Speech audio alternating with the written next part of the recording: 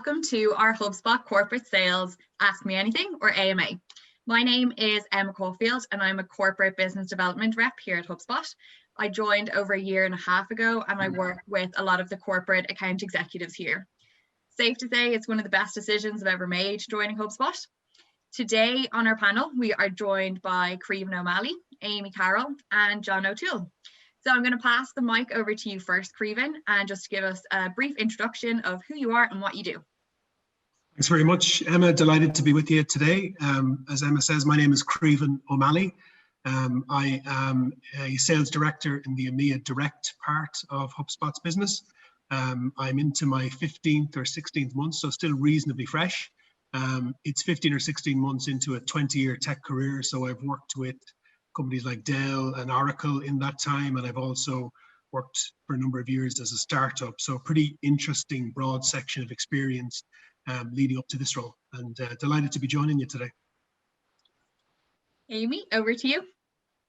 Thank you. So my name is Amy Carroll. I manage the corporate sales team for EMEA. So we cover the UK, Ireland, Nordics, Benelux, and we're focused mostly on companies around the 1,000 employee size. Personally, I've been at HubSpot nearly 7 years, so a big milestone for me. And prior to that, actually, I've had a couple of different sales roles, but my actual background is in the arts, so languages and music, believe it or not. So it was a big transition for me to move into sales. But like I said, I've been in HubSpot 7 years and I've learned a lot along the way and have had lots of opportunities as well. I'd say you have some background here for being here for 7 years, Amy. Well done. It's a very mixed bag. John, next is over to you.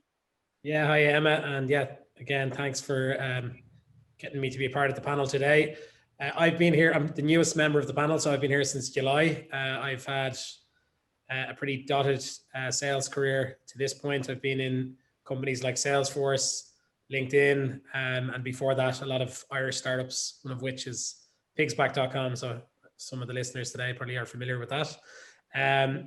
So yeah, I've joined the corporate sales team. I'm looking after our friends in the Nordics, so looking after our enterprise customers in the Nordic countries. And good to point out that John successfully survived remote onboarding during COVID, and he's here to tell the tale. So that's an achievement in itself. Yeah, so I haven't physically met any of our colleagues yet, but virtually they're all great. The future of work, right?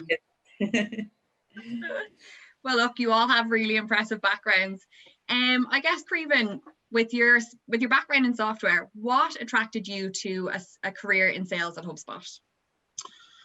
Yeah, I think when I think about like the career path I've been on, obviously what comes before the sector and even HubSpot is why sales, first of all. I describe sales as almost like an accidental career choice. I'm not sure anybody grows up wanting to be a salesperson. In my family, I'm one of four. My three siblings, my sister's a teacher, my two brothers are engineers and accountants. And there was always a bit of a joke in our family that, that was very easy for my mother to get her head around and explain and talk about. Crevan's career choice was a little bit more tricky. I still think she thinks I sell laptops, by the way. But I think if I trace back, my personality and maybe who I was growing up, my grandmother, I should say, ran a shop, a small shop in Ireland. So kind of a retail customer focus type attitude was definitely there in the genes. And if I kind of speed forward then, problem solving, working with people, definitely interested leadership, which has kind of come laterally in my career. I think there are areas of my personality and my interest that make sales and tech sales in particular. And then obviously the timing of Dublin becoming a tech center in EMEA and globally, it's been a really, really good path for the last, as I said, 20 years. So yeah, huge interest in developing people, solving problems for customers, engaging, working as teams, and tech sales is a super career for all of that. Yeah, I think it's good to point out that like nobody says when they're a kid, oh, I want to work in sales. Yeah. I studied science in college. My degree is biochemistry and never wanted to work in an office. And I couldn't think of anything I'd rather be doing right now than working in tech sales. Yeah. That's And then great. you mentioned HubSpot. I think, you know, when I think of HubSpot, I think of a very attractive brand. I mean, obviously, the tech itself, our product and service, is pretty current. Many industries and many customers have lots of problems, maybe amplified in the year we've just had. And digital solutions and a digital infrastructure can give companies a competitive advantage to compete in very difficult arenas.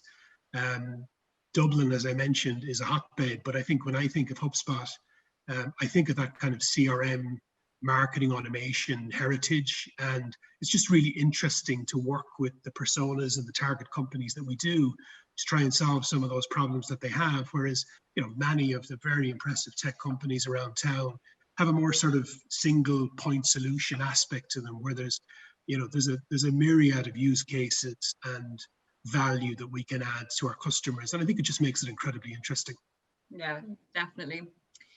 John, you also mentioned quite an impressive background there with various different software companies, very similar to HubSpot. How did HubSpot manage to get you on board? What attracted you? Yeah, I think you're inflating my ego a little bit there, Emma, but thanks for that. And before I answer that, I think to follow on from one of the points you made, yeah, I don't think anybody, certainly in our era, grew up wanting a career in sales, but I think we are now starting to form that sales profession for the sales professions of the future. So I really think that will change. I think people will hopefully grow up wanting to be like mommy and daddy. For me, I suppose to follow Crevan's framework, I had a father who was an architect. Unfortunately, my Achilles heel there was that I can't draw. So I was never getting into that profession. I, you know, started to carve out a career in sales coming out of college.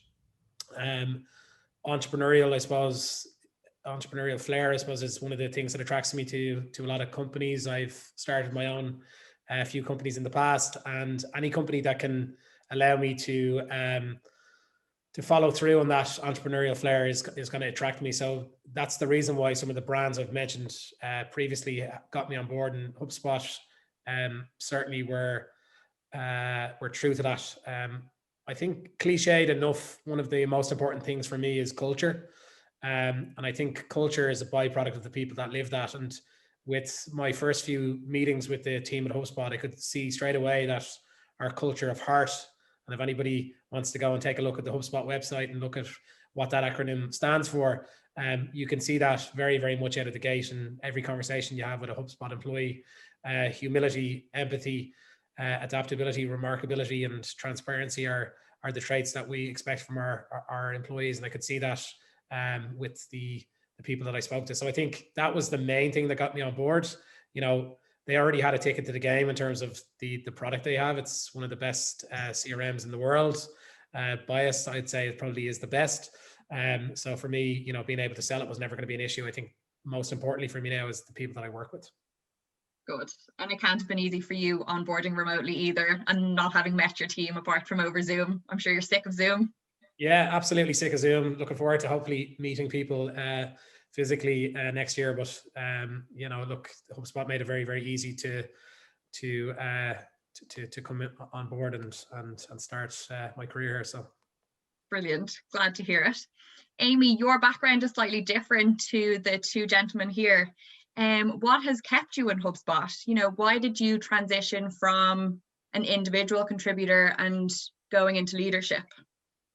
Well, I think what's kept me here is probably what got me here in the first place. So I always say I kind of came in as an inbound lead to HubSpot. I was in another company selling and not really enjoying the experience. I always kind of felt like I was on the back foot of a sales process, like coming in at the tail end where I couldn't have a huge amount of influence. So very simply, I started reading up on stuff online. And that's how I came across HubSpot. I actually found the blog content first and did a digital marketing kind of course to get a foot in the door, because I didn't think I'd be qualified enough. And it worked, and they hired me.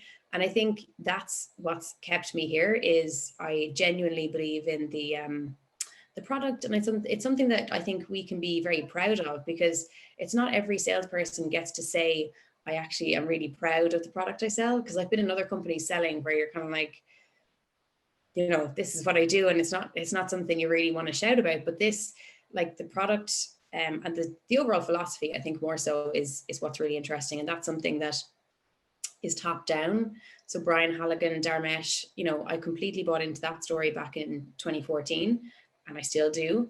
So like what that means is it's constantly developing, you're constantly learning. It is a growth company. And then for me, because it's a growing company, there's been lots of changes, which have given me lots of opportunities. So I can't remember what year it was exactly, but I was a couple of years selling here, and we decided to open up a new sort of project sales funnel, focusing on the education industry vertical. And I was looking for more challenges. I was asked if I'd like to take it on. I did. That gave me exposure to lots of leadership kind of aspects that I mightn't have gotten exposure to before. And that's kind of how it happened. So it gave me a bit of a platform. It gave me connections with some leaders, and sort of helped me differentiate myself a little bit. And then I segued into management, and I've been doing that for a few years now. Very good. I'm sure when you first started in HubSpot, you didn't even see yourself 7 years down the line as a manager or anything. No, definitely not. And I think like when I moved into management, it's kind of a funny story. Like it's not what I expected at all. Like, because I think a lot of people think it's the natural next step for you as a salesperson to move into management, but it's a completely different job. It's like part project manager, part counselor, part, you know, numbers and accountability. So it's kind of a combination of all of those things. And the very first email I got, I was managing the Spanish team at the time. So a team of completely non-English sellers. And the first email I got was from somebody asking, could they sit away from the air conditioning because they were very cold. They were from Valencia in the south of Spain. And I was like, oh, this is management. But like, obviously it developed a lot from there. But I think, yeah, if you do move into management, you've got to be all about the people and really enjoy and get energy from working with them. Thanks for that, Amy. John, I'm going to dig into you a little bit deeper here because you're the newest addition to the HubSpot team here. What made you go for corporate sales? And can you give us a little bit of insight as to what your day-to-day looks like? Yeah, absolutely. And I think Amy alluded to a part of the HubSpot business, I think, that it most attracted me to the role. You got to remember, I joined in July, right? Smack bang in the middle of COVID. And I remember speaking to Amy the first time after researching the HubSpot way and how HubSpot helps businesses grow better. And it was all about the flywheel model, right? So bringing people into your funnel and delighting them continuously so that they tell other people, basically putting your customer in the center of everything you do. Like HubSpot do that better than anyone I've ever seen before, right? They delight their customers by hand-holding them through the process from the first time they land on the website to when they purchase the product to when they start to use it and get value from it. And, you know, I think HubSpot really differentiates itself from the competition. As a rep, that means you get the full benefit of that because we live what we sell, right? So you're not banging your head off the wall, picking out the list of companies you're gonna target for that week or that day. They're coming to you interested. They're ready to have a conversation about how HubSpot can add value. And now more than ever, it's important to not interrupt people in their day because we all know how busy we are during these COVID times. So being able to talk to somebody when they're ready to speak to you and having a product that tells you that, it's the best I've seen. In terms of enterprise grade, our product just keeps getting better and better, right? And they're adding to the functionality every single day. So it's great to be able to work in an enterprise segment, which is bigger than most of the anybody's working in enterprise right now. The size of your segment is probably quite narrow. HubSpot's enterprise segment is quite wide, and it'll continue like that for as long as Crevan and Amy don't want to grow the business too much. And you know, we have a nice size patch, and that's important. I think that will help us again to show that value to our customers. So I think anyone who's thinking about having an enterprise role and is currently sitting in a seat, certainly take a look at us. But I'd love to add one quick comment there, if I may, and I completely agree with what John said. I think I talked about that kind of CRM platform type company that we are, we're not the only ones. There's many. I think what's really interesting about that product set, that value proposition, is as a team of salespeople, our customers have customers. So what we try to do in the early stages of engagement is understand their pains and their problems and their challenges. And the point I want to touch on, and John is the living, breathing version of this. I think we're a really good place for interesting people who are interested in other people and trying to solve their problems. And I think as powerful as the product is, and they're technical salespeople who we can talk to too. When we start with the customer in mind and trying to provide solutions for them, and in this day and age, the problem is many brands and many companies probably don't make their customer feel like they're the center of what it is they're trying to do.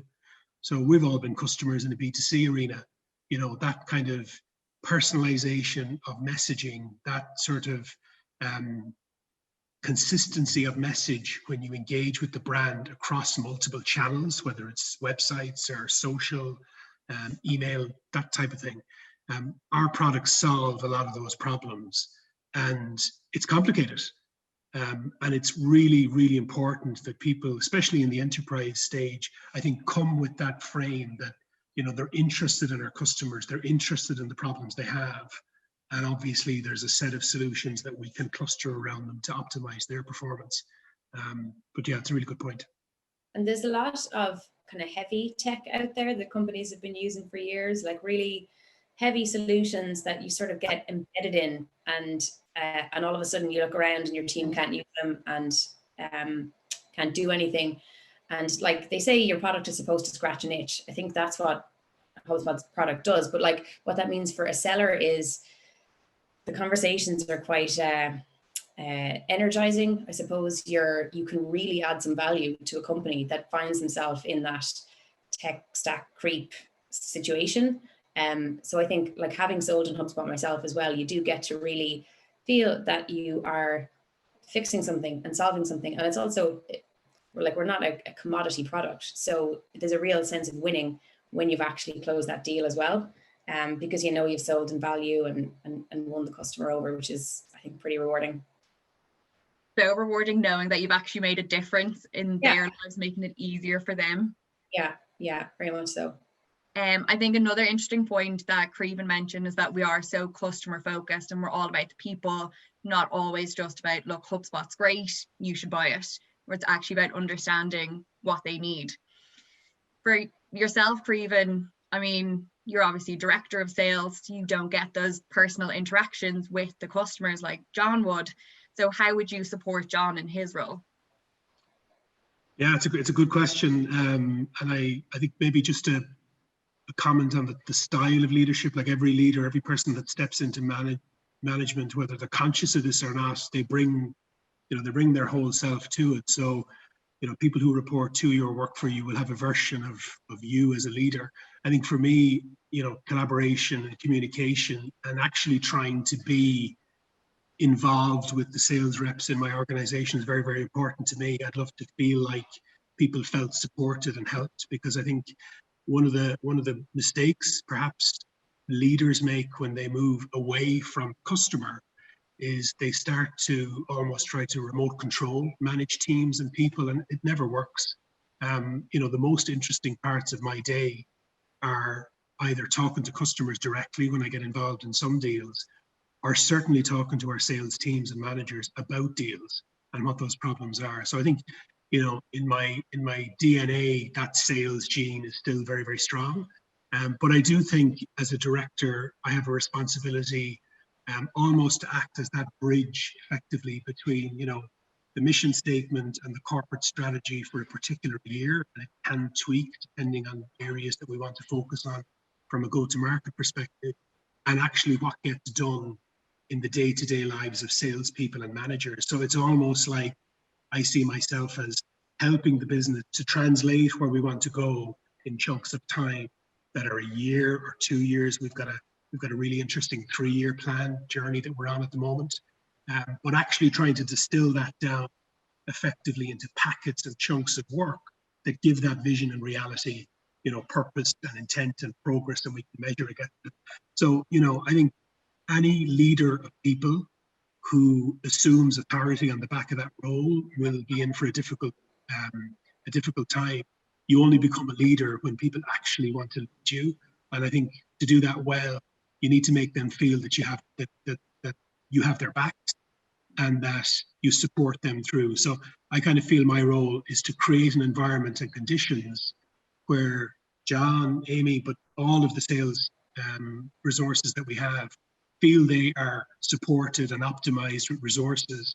And then frankly, and I mean this, people like me need to kind of get out of the way and let people walk and breathe in the kind of role that they're highly skilled to do. So I think it's a really interesting role. I love it.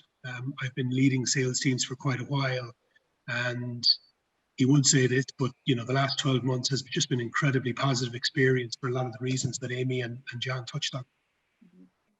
Thanks for that, Crevan. Amy, I suppose as corporate sales manager, you're going to be a little bit more hands-on, almost acting like an advocate for your team and, supporting them, and also, talking to Crevan and communicating with him. For people who are looking to join HubSpot as a corporate account executive, how do you support them in their role?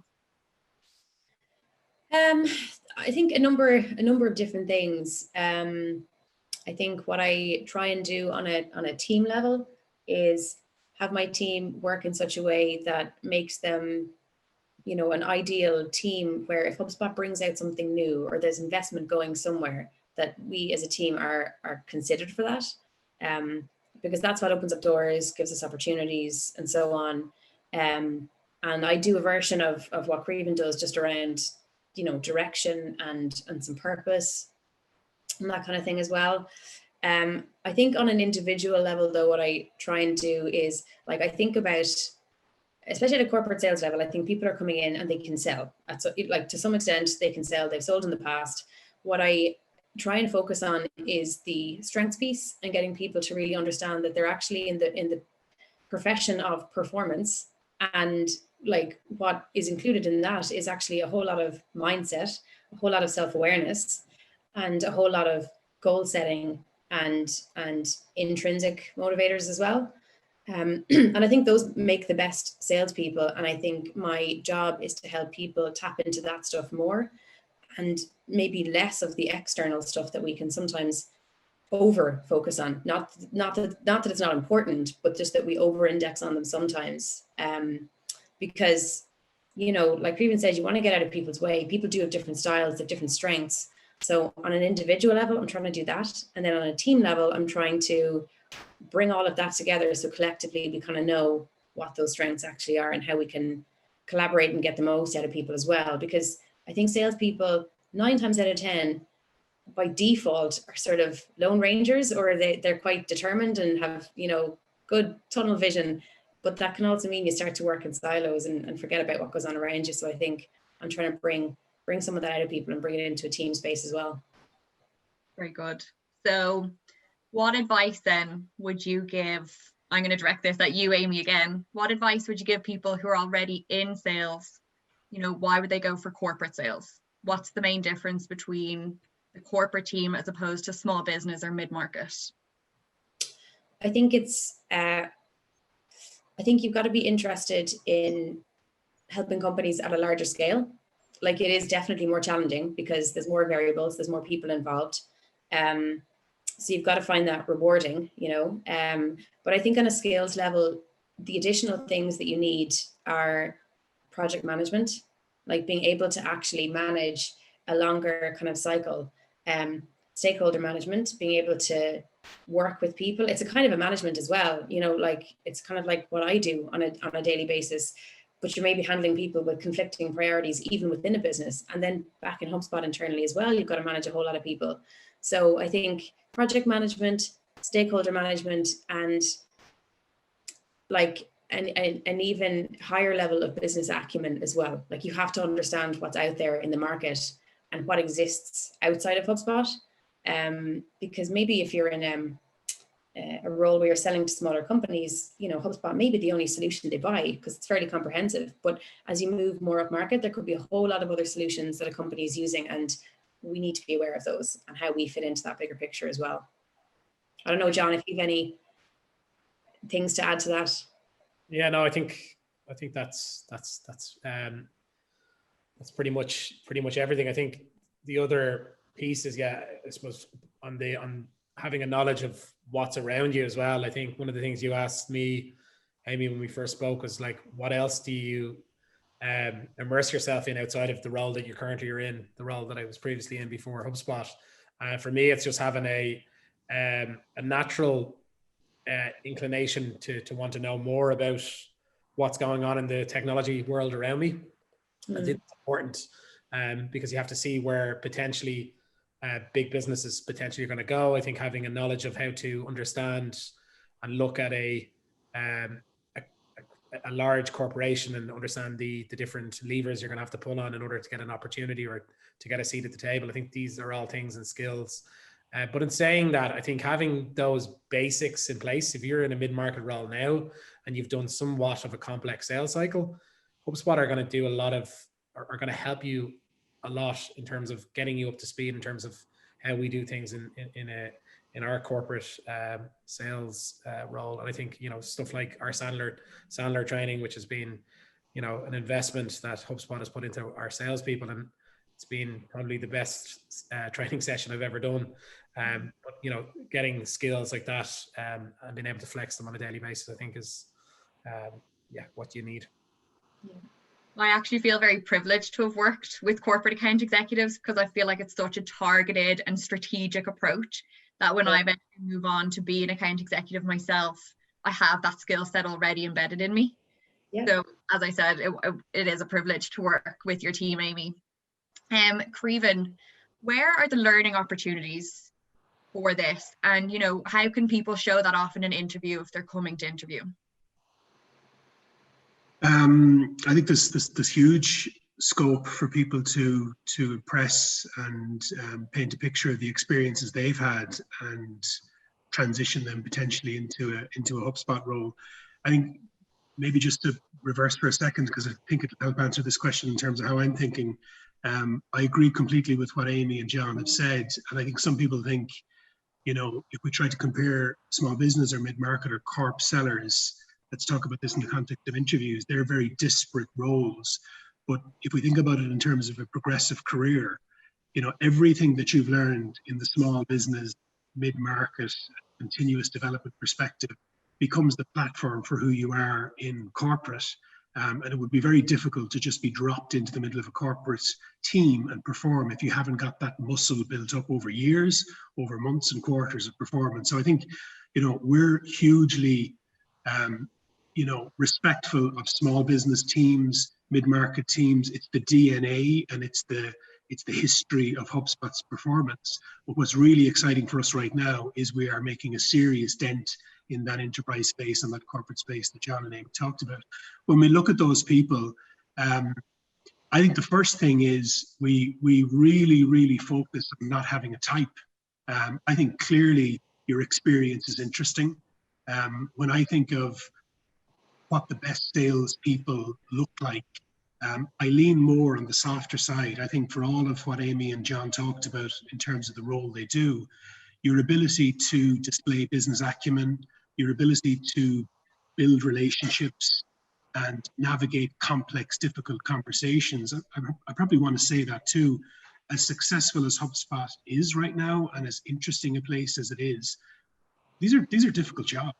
And this takes a lot of grit and resilience and a strong work ethic and an interest and a curiosity that I think John talked about.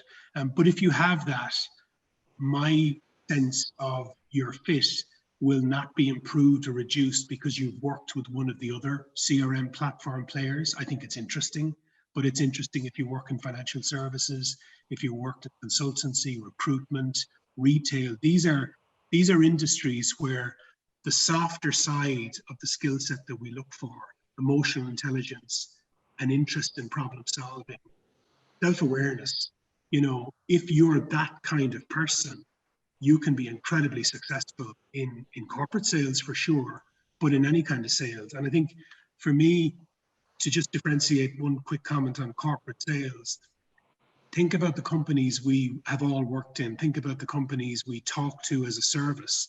There's no denying the bigger a company gets, it just becomes more complicated.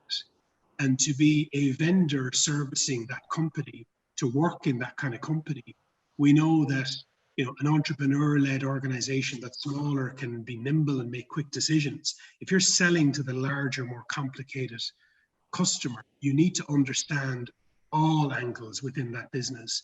You need to probably cross-sell across multiple decision makers, and the purchasing happens in a consensus way the larger the company gets.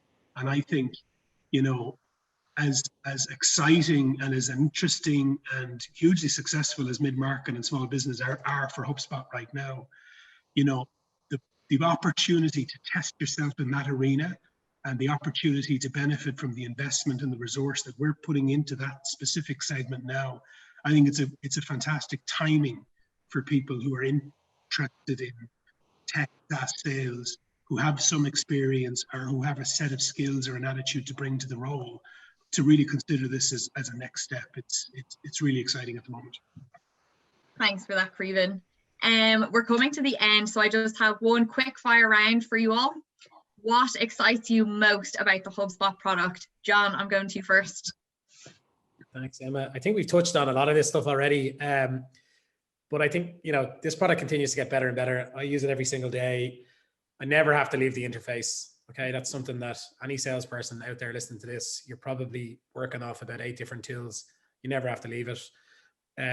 It does what a world-class CRM should do. It makes your life easier and not harder.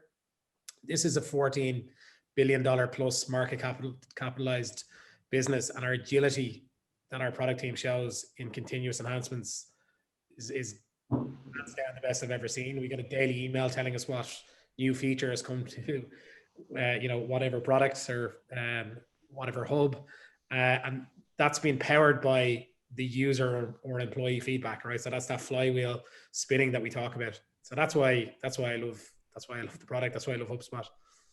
Thanks, John. Amy, what excites you the most about HubSpot? So mine, I'll maybe take a different angle than speaking to the product piece specifically, but like the direction the product's going in is to serve enterprise customers. Okay, we know that. And I think what makes that really interesting for people who want to sell HubSpot is, like, to give you an example, when I was selling at HubSpot, I spoke mostly to a business owner or a marketing manager, and that was it. But if I'm selling HubSpot now, I'm speaking to the CIO, the CSO, the CRO, maybe even the CEO of like multi-million-dollar, billion-dollar businesses potentially, that are household names.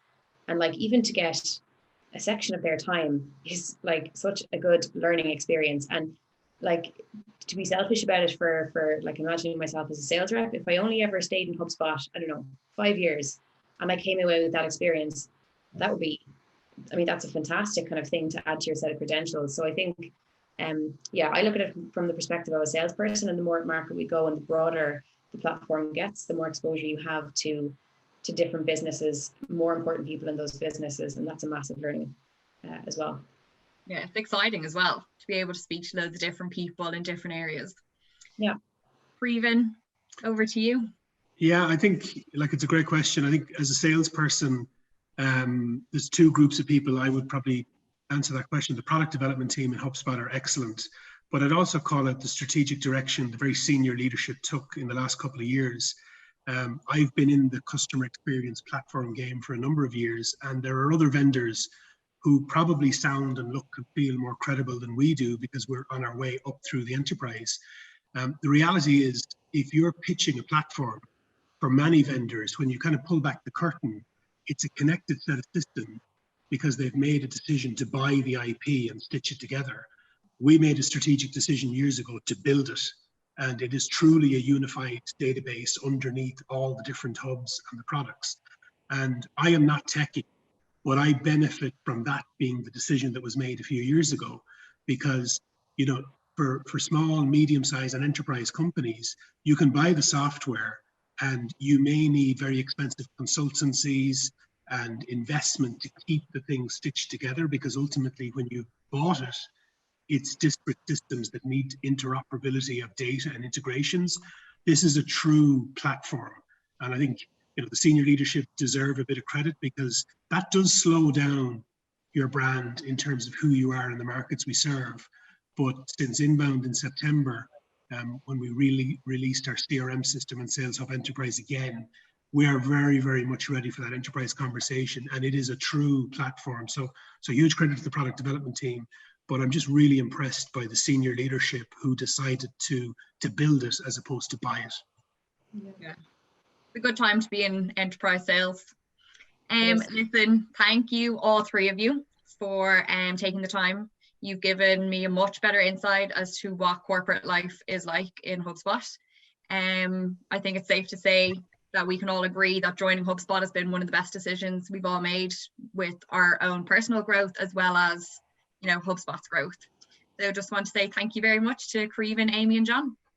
Thanks, Emma. Thanks, Emma.